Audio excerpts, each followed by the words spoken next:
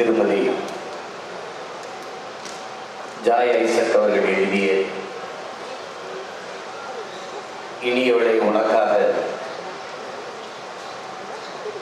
இந்த நூலின் வெளியீட்டு விழாவுக்கு வந்திருக்க மற்றவர்களுக்கு வாழ்க்கையில் எப்போதாவது போராட்டங்கள் வரும். நமக்கு வாழ்க்கையே போராட்டமாக மாறி இருக்கிறது என்ற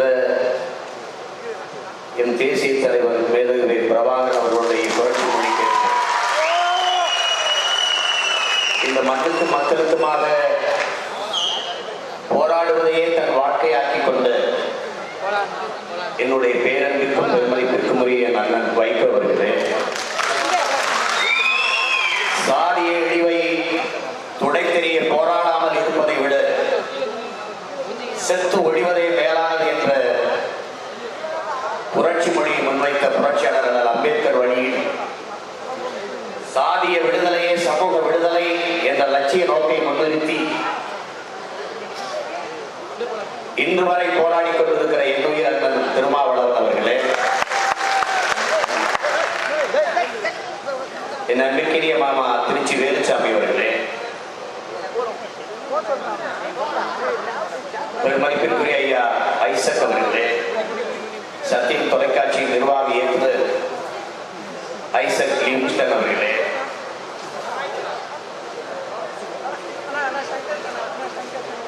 மேடையில் வீற்றிருக்கிற மதிப்புமிக்க பெருமக்களே, எப்போதும் என் உயிருக்கு மேலாக நான் நேசிக்கின்ற என் தாய் தமிழ் சொந்தங்களே, உங்கள் அனைவருக்கும் அன்பு நிறைந்த வணக்கம்.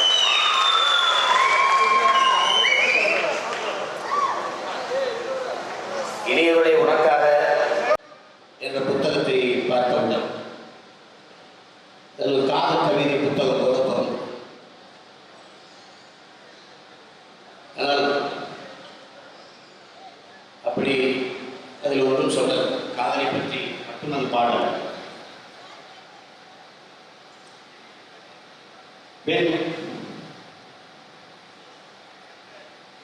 ஆண்களுக்கு வீரம், புகழ், மதிப்பு எல்லாவற்றையுமே தருவது பெண்கள் தான் என்கிறார் வியாசர். ஆண்களுக்கான எல்லா மேன்மையும் தருவது பெண்கள் தான் என்கிறார் சார்லஸ்.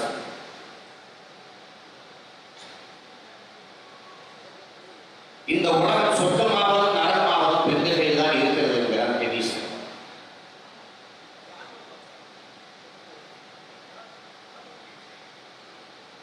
இந்த பெண்ணிய உரிமைக்காக இந்த நிலத்தில் எண்ணற்ற பெருமக்கள் பாடியிருக்கிறார்கள், போராடி இருக்கிறார். குறிப்பாக பாரதி மாதவர்களை இழிவு செய்யும் மடமையை கொடுத்துவோம் என்று கொளுத்தி போடுவார்.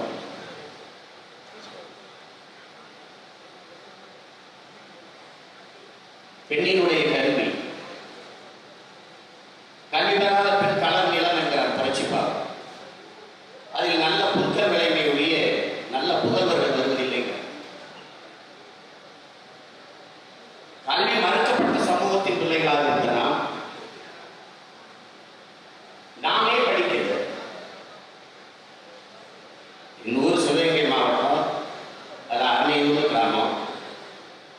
எங்க கிராமத்தில் நான் தான் 5வது பட்டதாரி என்றால் எவ்வளவு காலமாக இருக்கிறது கல்வி எங்களை வந்து சேருவதற்கு என்பதை நாம் எண்ணி பார்க்க முடியும். அப்போது இந்த பெண்ணின் உரிமைக்காக, பெண்ணின் கல்விக்காக போராடிய மக்கள் தந்தை பெரியார் அவர்கள் பெண்ணின் உரிமைக்காக பேசுகிற போது இங்கே எல்லோரும் தங்கள் மனைமாரை மனதில் வைத்து சிந்திக்கிறார்கள். உங்களை பெற்ற தாயும் உடன் பிறந்த தங்கையும் மனதில் வைத்துக் கொண்டு சிந்தியுங்கள். நான் பெண்ணுக்கான உரிமையை கேட்பது சரியென்று என்று சொல்லும். இன்னும் கூட ஒருபடி மேலே போய் தினமும் சிவனை வணங்குகிறீர்கள். அவன் தன் உணவில் பாதி தன் மனைவிக்கு கொடுத்து விட்டு அர்த்தநாரீஸ்வரனாக நிற்கிறார். கடவுளே இல்லை என்கிற நான் பெண்ணுக்கான உரிமை கேட்டு நிற்கிறேன். அந்த கடவுளை தினமும் வணங்குகிற நீங்கள் அதை மறுக்கிறீர்கள் என்று உடவாதித்தார்.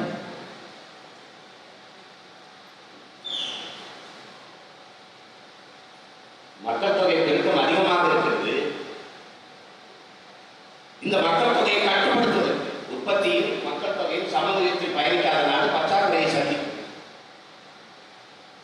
இப்ப மக்கள் தொகை 2x2 என்ற விதத்தில் வளர்ந்து கொண்டு போகிறது. உற்பத்தி 2+2 கூட்டல் என்ற விதத்தில் இருக்கிறது. இது சரியா வராது. மக்கள் தொகையை கட்டுப்படுத்த வேண்டும் என்கிற ஒரு சிந்தனையை சொல்லும். 2 குழந்தைகளுக்கு மேல் வேண்டாம் என்ற சட்டத்தை கட்டுப்பாட்டை கொண்டு வாருங்கள். அப்போது அவரிடத்தில் விவாதித்தவர்கள் 2 குழந்தைக்கு மேல் வேண்டாம் என்கிறீர்கள், 2மே பெண் பிள்ளையாக இருந்தால் பள்ளிக்கூட பிள்ளை என்று ஆண் பிள்ளை வேண்டும் என்று கேட்பாங்க. அதுக்கு என்ன செய்வது என்று கேட்கிறார். அது அவர் உடனே பதில் சொல்றார், ஏன் பொம்பளை பள்ளிக்கூட்டா பணம் வேண்டாதா என்று கேட்கிறார். சரி, 2மே பெண் பிள்ளையாகிவிட்டால் கடைசி காலத்தில் வேலைக்கு போய் சம்பாதிச்சு தன்னை காப்பாற்றுவதற்கு மகன் வேண்டுமே என்று கேட்பானே, அதற்கு என்ன பதில் சொல்வது?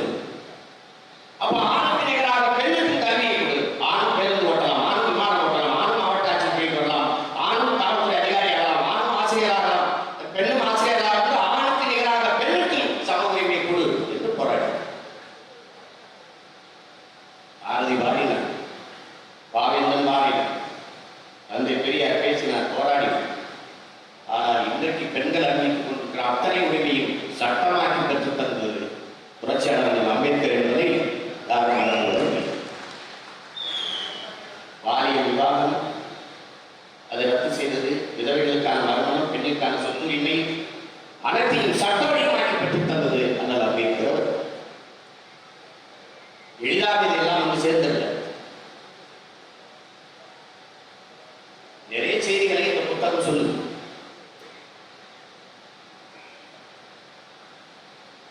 குடும்பம் என்பதை அவங்க எப்படி பார்க்கிறார்?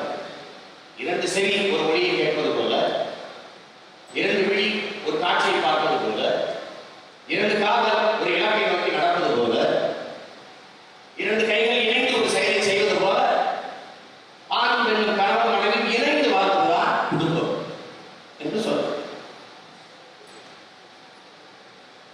அதுல மாற்று கருத்து இல்லை. ஆனா அடக்கமா இருக்கணும், அடங்கி இருக்கணும், அது கஷ்டம். பொறுமையா இருக்கணும்ன்றாங்க. அது பெண்ணுக்கு மட்டும் பொருத்தமானது இல்லை. பெண் மட்டும் பொறுமையா இருக்கணும்னு ஒண்ணும் இல்லை. இந்த ஆணுக்கு தான் பொறுத்தார் பொறுமையாக இருக்கிறான், பொறுமை படலையும் தெரிவிக்கிறான். பொறுமை என்கிற மரத்தின் வேர் எப்போதும் கசப்பா இருக்கும், ஆனால் அதன் கனிகள் மிகவும் இனிப்பா இருக்குங்க. தேசிய தலைவர் மேதகு பிரபாகரன் குறிப்பிடுகிறார். பொறுமை பெண்ணுக்கு மட்டுமல்ல, ஆணுக்கு. அதை போல ஒரு தாய் எப்படி இருக்கணும், ஒரு தாய் தன் பிள்ளை எப்படி வளர்க்கணும், அதை சொல்றாரு. தாய் நபிகள் நாயகம் சொல்றாங்க, நீ சொர்க்கத்தை வேற எங்கேயும் தேடாது, உன் தாயின் காலடி தான் இருக்கிறார். ஆபராமிகள் சொல்றான், நான் இதுவரை பெற்ற வெற்றிக்கும் இனிமேல் பெறப்போகிற வெற்றிக்கும் சொந்தக்காரிகள் தாய் தான் என்று சொல்றான். அவளுக்கு தான் எல்லாம் தெரியும். ஒரு தாயால் வளர்க்கப்படுகிற மகன் தான் சிறந்த மனிதனாவான் என்று எமர்சன் சொல்றார். ஒன்றை நாம் தெரிஞ்சுக்கணும், எவ்வளவு நேரத்துக்கு எவ்வளவு புகழ் வச்சு நாம் வளர்ந்தாலும் இந்த உலகத்தில் பொறாமைப்படாமல் மகிழ்ச்சி அடைகிற ஒரே ஒரு உயிர் இருக்குது என்றால் அது நம்மை பெற்ற தாயாக தான் இருக்கு.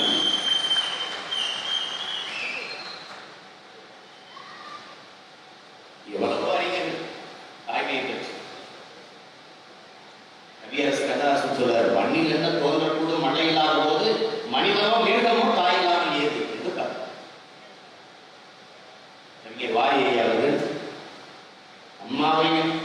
அம்மாவை அழைக்காத உயர்வில்லை, அம்மாவை வணங்காத உயர்வில்லை என்று பார்த்தார். இன்னைக்கு என்ன நிலைமை? இந்த நூல் இந்த புத்தகத்தை படிச்சுட்டு முதியவர்களுக்கு எல்லாம் பேசு, முதியவர்கள் அனாதைங்களா இதெல்லாம் பார்க்கணும். எல்லாரும் ஜெயிக்கணும், எல்லாரும் தொழுகிறோம், எல்லாரும் தினம் கோயிலுக்கு போய் கும்பிடுறோம்.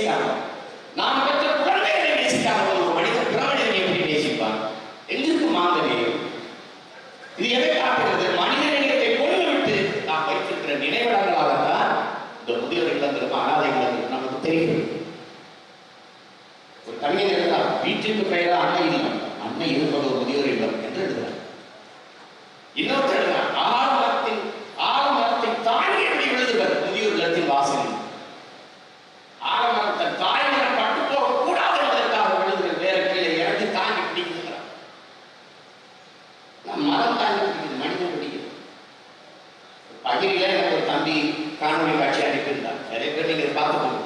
ஒரு அப்பாவே ஒரு முதியோர் இல்லத்தில் சேர்க்க போறாங்க. பணம் கட்டிட்டாங்க. 6 மாசத்துக்கு வேண்டிய பணத்தை கட்டுறான். கட்டிட்டு இருக்கும்போது மனைவி இருந்து அழைப்பு வெளியில் வந்து பேசுறான், சேர்த்துட்டேன். அப்புறம் என்னவா அவர் பிடிச்சிருக்காம வசதியா அவர் கேட்கிறார், அவங்க குடிரூட்டப்பட்டாரு, ஏசியா வேணுமா ஏசி வேணுமா, அதெல்லாம் வேணாம் பாருங்க, இருக்கட்டும் பரவாயில்லைன்னு அவங்க கொடுக்க சொன்னாங்க. அதெல்லாம் பேசிட்டு வெளியில் வரும்போது என்னவா எப்படி இருக்காரு, நல்லா இருக்க இடமா பிடிச்சிருக்கா, பிடிச்சிருக்கு, பொங்கல் தீபாவளிக்கெல்லாம் வருவாரா, அதெல்லாம் வேணாங்க, எதுக்கு அவ்வளோ தூரம் அவர் சிரமப்பட்டு அக்கறை இருப்பது போல பேசுறான், எதுக்கு அவ்வளோ தூரம் சிரமப்பட்டு வாங்கி இருக்கு, அதுக்கு வேண்டிய காசு நம்ம கொடுத்துக்கலாம் சொல்றேன். அப்படி பேசிட்டு பணத்தை கட்டிட்டு திரும்பி அப்பாவை விட்டு போறான். அமெரிக்கா போகும்போது ஒரு பெரிய அந்த முதியோரத்தை நிர்வகிக்கிற நிர்வாகி வந்தவங்க கேட்கிறார், எப்படி இருக்கப்பா, நல்லா இருக்கியா அப்படின்னு கேட்டுட்டு சொல்றாரு, நீங்க அமெரிக்காவில் இருக்கியா, சரி நல்லா இருக்கு பாடி, 30 வருஷத்துக்கு முன்னாடி இதே இடத்துல இருந்து தான் அவனை அனாதை குழந்தையா நீ இருக்கும்போது இதே இடத்துல தான் அவங்க அப்பா அவனை எடுத்துட்டு போனார்ப்பா வளர்க்குறதுன்னு அவன் சொல்றான். நிர்வாகி சொல்றான். அப்பதான் ஆடி போறான், இவனே ஒரு அனாதை. ஆனா அந்த தந்தை கடைசி வரை தன் மகனிடத்துல ஒரு அனாதை எடுத்து வளர்த்து சொல்லுது. இந்த சூழல் எல்லாமே நம்ம பார்க்கலாம். இன்னைக்கு திருமணம் மனம் புரியுது, அவங்க சொல்றாங்க 70 விழுக்காடு மனம் புரியுது இருக்கு. இது எல்லா திருமணங்களும் ஜாதகம் பார்த்து நடக்குது. 10 பொருத்தம் இருக்கு, 8 பொருத்தம் இருக்குன்னு எல்லா பொருத்தமும் இருந்து திருமணம் நடக்குது. ஆனா 2 மாசத்துல குடும்ப நாளா நீதிமன்றத்தில் போய் நிற்குது மனம் புரியுது. காரணம் என்ன? எல்லா பொருத்தமும் சரியா இருந்தும் மனப்பொருத்தம் சரியா இல்லை. ஆனா மனப்பொருத்தம் ஜாதகத்துல எந்த கட்டத்திலையும் இல்லை, அது காதல்ல தான் இருக்கு. காதல் எல்லாமே ஒண்ணுமே இல்லை. ஒருத்தன் சொல்றான் காதல் ஒன்றும் இல்லை, அந்த காதல் எல்லாம் உலகத்துல ஒன்றும் இல்லை. காதலுக்காக யாரும் சாகக்கூடாது, ஆனா காதலிக்காக யாரும் சாகக்கூடாதுங்கிறான். அதான் பாரதி சொன்ன ஆதலினால் காதல் செய்வீங்க.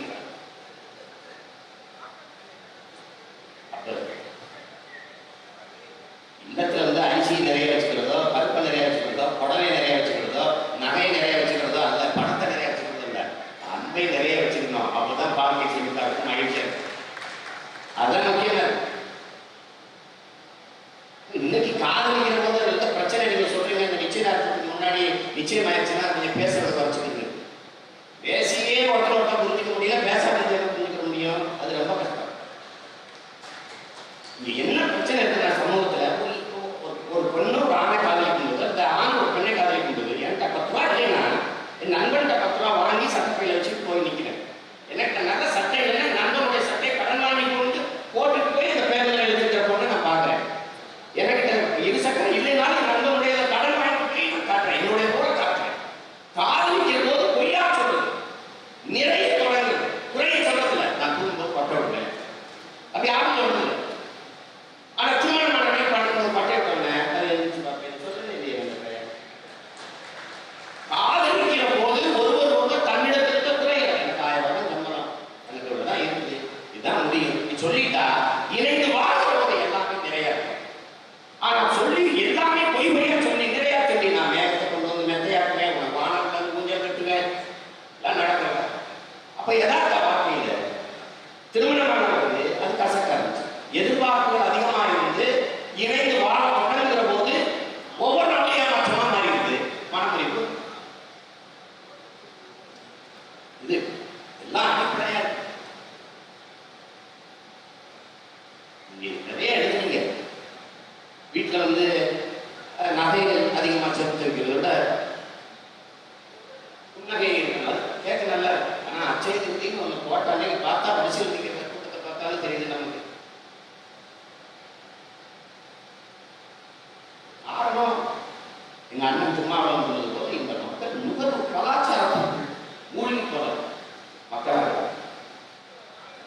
நாடே ஒரு சந்தை பொருளாதாரத்தை மையப்படுத்தி ஒரு நாடை. அதனால மனிதர் உயிர்களும் நாமளும் ஒரு விற்பனை பொருள் தான். அதே போல யோசிக்கிறது நிறைய எழுதிக்கிறாங்க.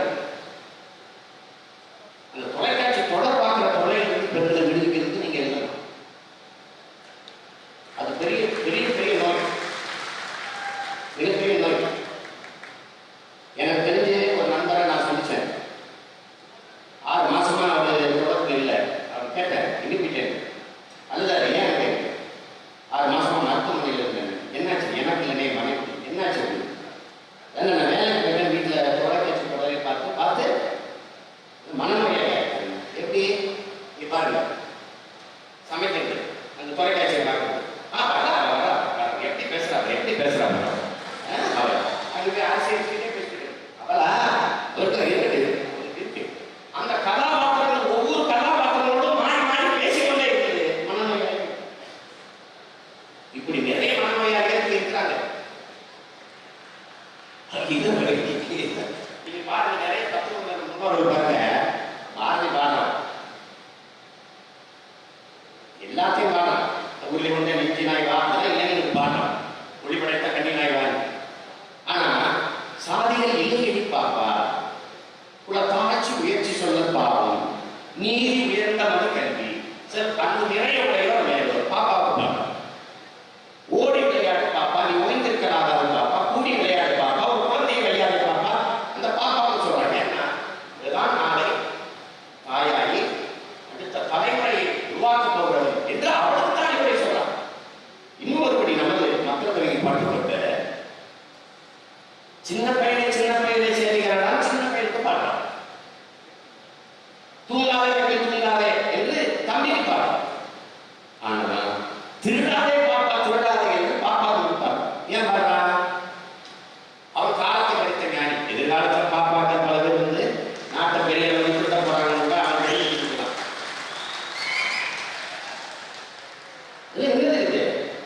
ஏன் இதை குறிப்பிட்டு நமது முன்னோர்கள்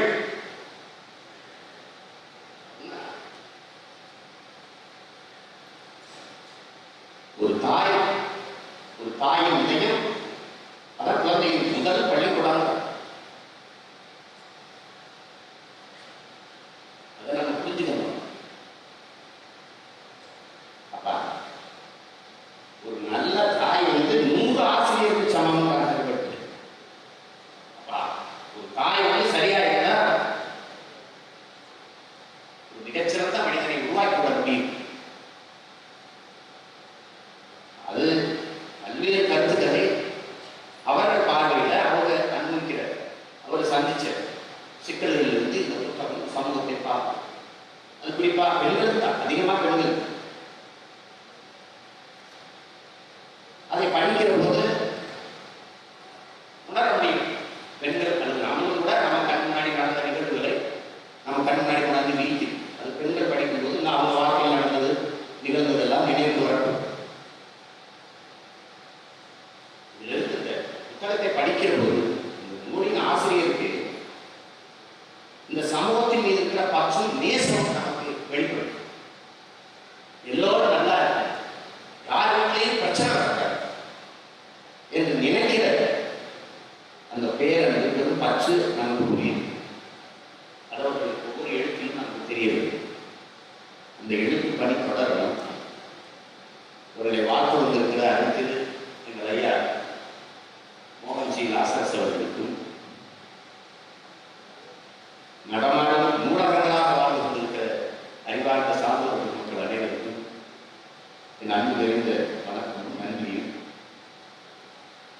திருமதி ஜாய் ஐசக் அவர்களுக்கு சொல்லுவேன், நீங்கள் தொடர்ச்சியாக எழுதுங்கள். உங்களுடைய தமிழ் எளிய கடையில் எல்லோரும் படித்து